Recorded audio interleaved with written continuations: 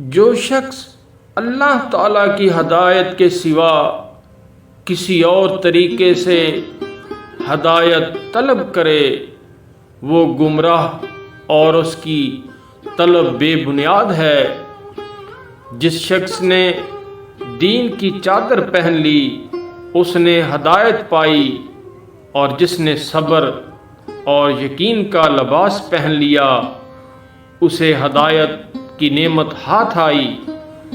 جس شخص کا اسلام اچھا ہو اس نے ہدایت پائی، اور جس شخص کا ایمان خالص ہو اس کو ہدایت کی دولت ہاتھ آئی۔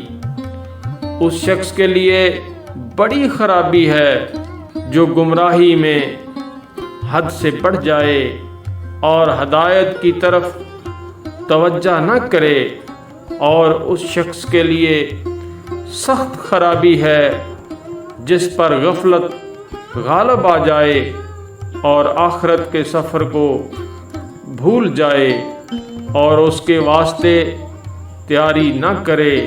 بے شک تمہیں بیدار کیا گیا ہے، پس اے اللہ کے بندو بیدار ہو جاؤ، اور تمہیں راستہ بتلا دیا گیا ہے، اس راستے پر آ جاؤ۔